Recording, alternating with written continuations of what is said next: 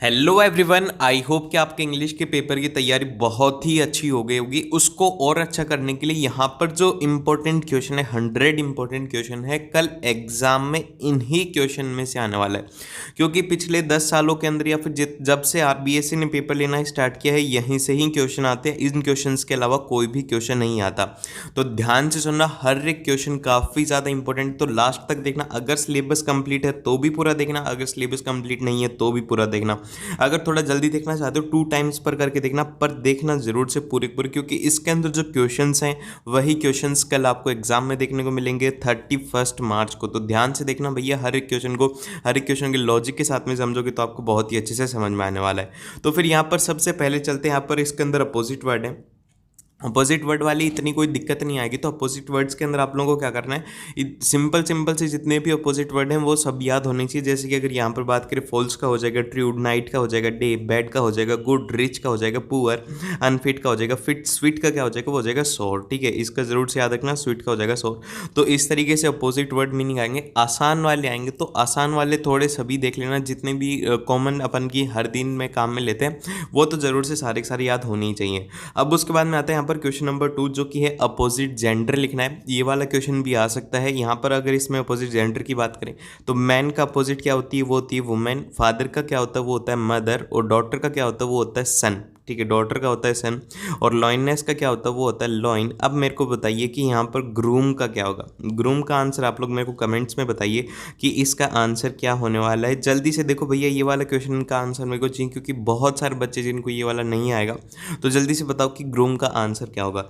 तो फिर यहाँ पर ग्रूम का आंसर आप लोगों ने अगर ब्राइड करा है तो ब्राइड इसका करेक्ट आंसर है। तो ब्राइड इसका करेक्ट आंसर है। ब्राइड का मतलब होता है दुल्हन। ठीक है, अब उसके बाद में हेन की अगर बात करें, हेन का अपोजिट जेंडर जो रहेगा वो रहेगा यहाँ पर कॉक। ठीक है, हेन का अपोजिट जेंडर रहता है वो रहता है कॉक। अब उसके बाद में यहाँ पर ये वाला जो क्वेश्चन नंबर 3 है, इसके अंदर बोला गया कि right the number of the following words.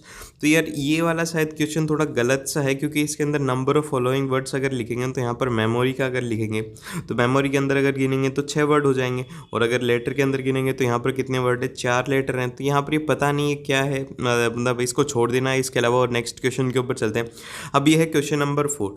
Question number 4 में क्या करना है आपको, ए एन द आर्टिकल्स लगाने। तो इनको लगाने का थोड़ा ध्यान से सुनो। ए एन द आर्टिकल्स कहाँ पर लगाए जाते हैं, सबसे पहले बात करते हैं ए और एन की। ठीक है, ए और एन की बात करते हैं तो यहाँ पर इसमें एक जो चीज़ आप लोगों ने नाम सुना होगा वो होगा, सुना होगा वोवल। तो ठीक है, वोवल का नाम याद रखना। वोवल क्या होते हैं, वो होते हैं ए ई आई ओ यू। ठीक है, अब ये वोवल्स होते हैं। अब इनमें क्या होता है कि अगर जो हमारा वर्ड है या फिर हमारा जो वर्ड है उसका अगर फर्स्ट जो लेटर रहता है वो अगर वोवल है तो वहाँ पर क्या लगाएंगे, वो लगाएंगे एन। ठीक है, आंख बंद करके एन लगा देना जहाँ पर भी आपको पहला लेटर मिले ए ई आई ओ यू में से, और बच्चों के लिए ए लगा देना है। तो ए और एन का तो फंडा क्लियर हो गया। अब देखते हैं द किसके लिए लगाया जाता है। अब अगर बात करें द किसके लिए लगाया जाएगा, द उन चीज़ों के लिए लगाया जाता है जो कि पूरे विश्व में एक हो या फिर सिर्फ और सिर्फ एक ही हो। जैसे कि अगर लाखों में या फिर हज़ारों में ऐसी कोई भी एक चीज़ है उसके लिए द लगेगा। जैसे कि अगर हम बात करें यहाँ पर सन के लिए द लगेगा, अर्थ के लिए द लगेगा। जैसे कि यहाँ पर लग जाएगा द सन। यहाँ पर ये नहीं लगेगा, ए सन नहीं लगने वाला, ये बात याद रखना। ए सन नहीं लगेगा, ये गलत हो जाएगा।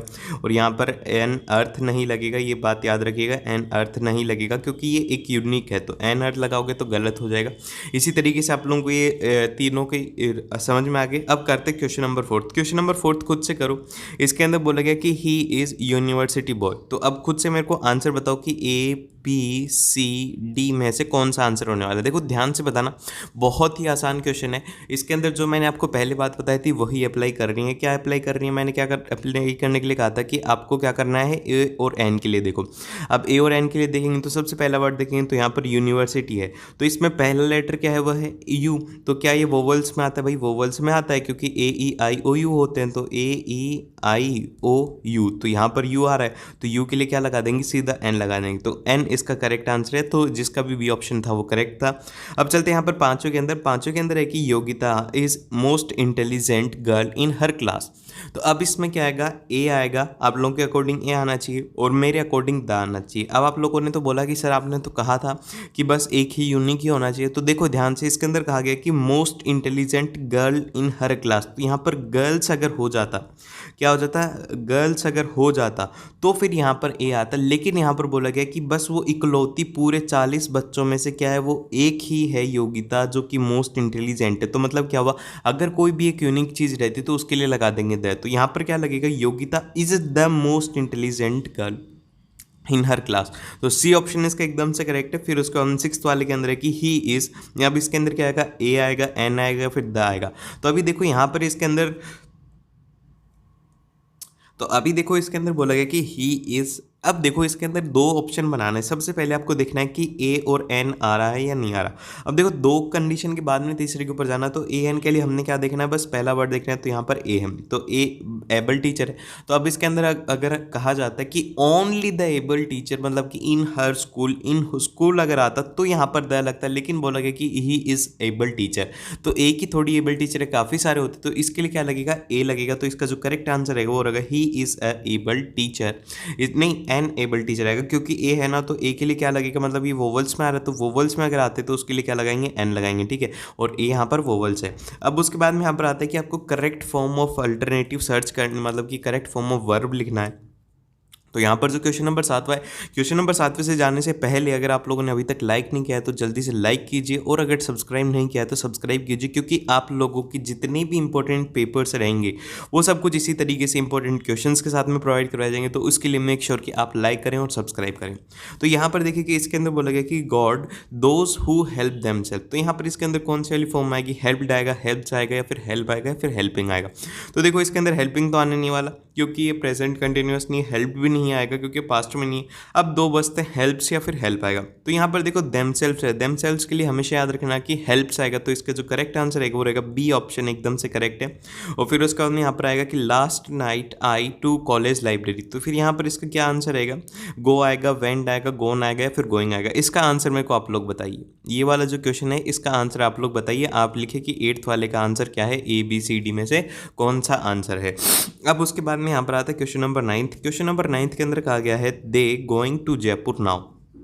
अभी इसके अंदर नाव है, तो नाव का मतलब क्या होगा, ये हो गया प्रेजेंट में। अब प्रेजेंट में है तो प्रेजेंट में 3 कंडीशन आएंगी, इज एम आर लगेगा। तो यहाँ पर इज कब लगता है, इज याद रख लो। देखो हर एक चीज़ समझा रहा हूँ तो ध्यान से सुना। इज कब लगेगा, जब एक आदमी हो, मतलब सिंगुलर हो, मतलब एक ही हो। और यहाँ पर आर कब लगता है, आर जब लगता है जब पैरेलल हो। तो यहाँ पर बोला गया है कि दे मतलब कि यहाँ पर पैरेलल में आता है। तो यहाँ पर इसका जो करेक्ट आंसर है वो रहेगा डी ऑप्शन, एकदम से करेक्ट है। तो डी ऑप्शन इसका सही आंसर है, इसका आंसर डी रहेगा।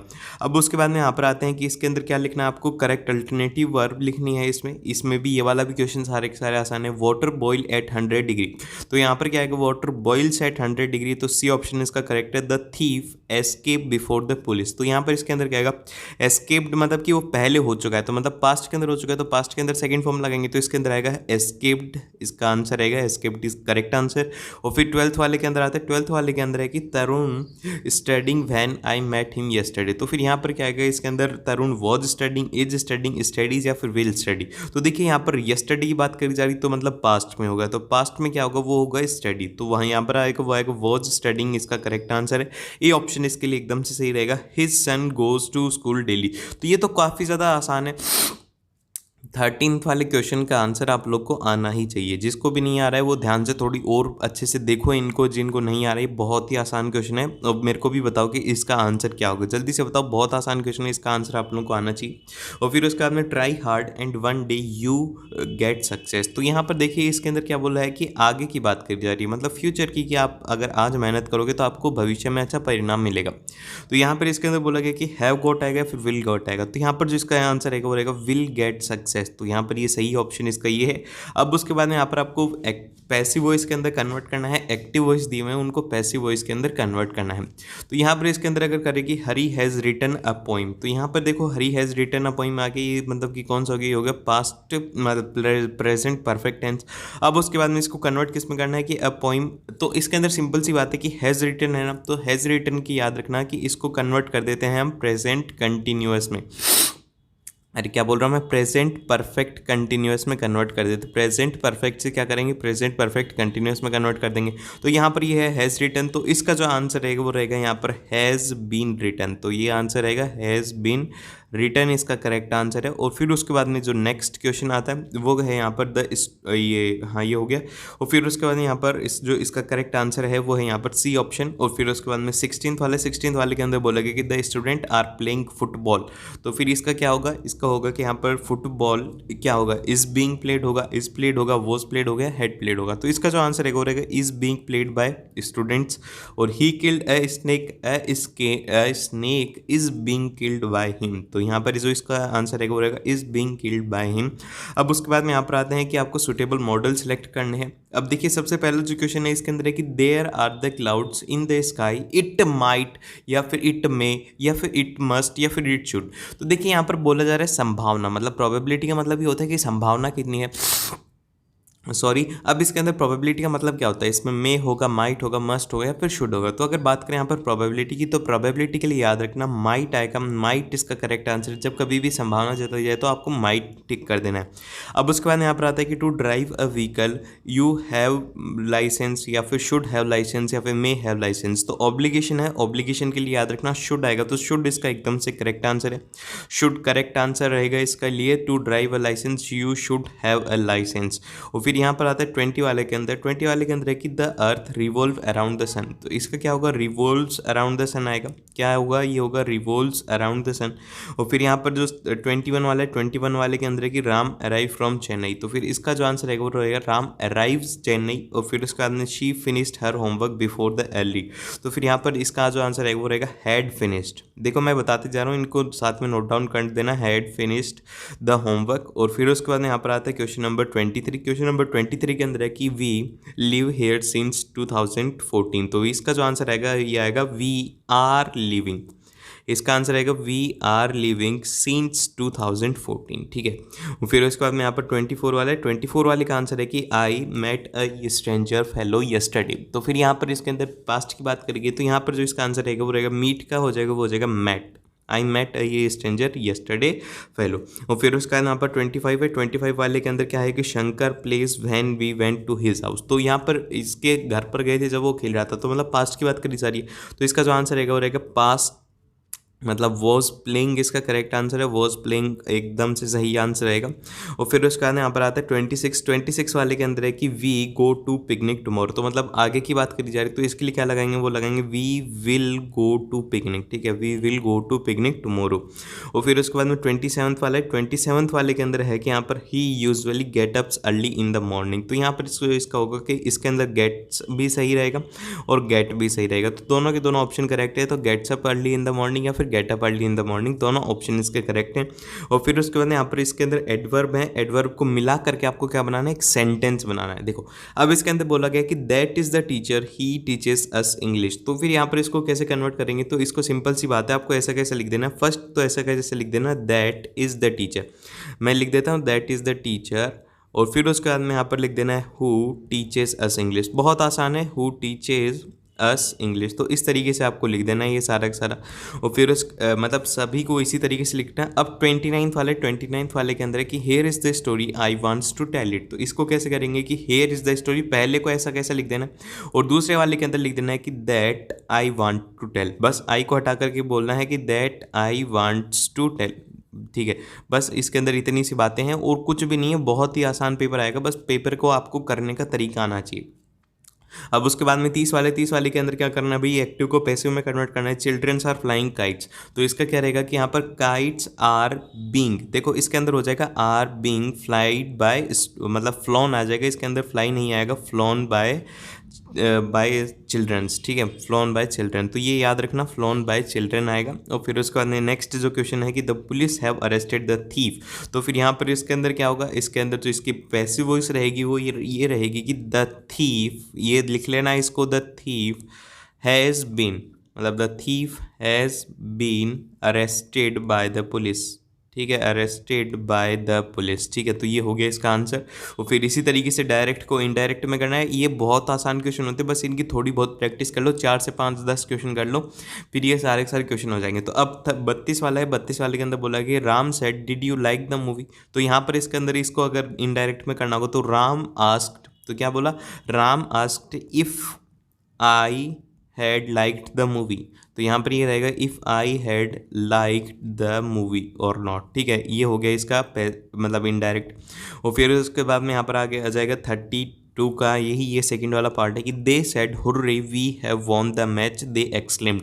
तो देखो इसके अंदर इनडायरेक्ट में जब कभी भी करना होगा और उसमें ऐसा दिया हो कि दे सेड हुर्रे, तो जब कभी भी ऐसा हो कि जैसे कि अगर मान लो कि ओ, अगर ऐसा हुर्रे की जगह पर ओ हो जाता तो इसमें क्या होता है कि दे सैडली सैड।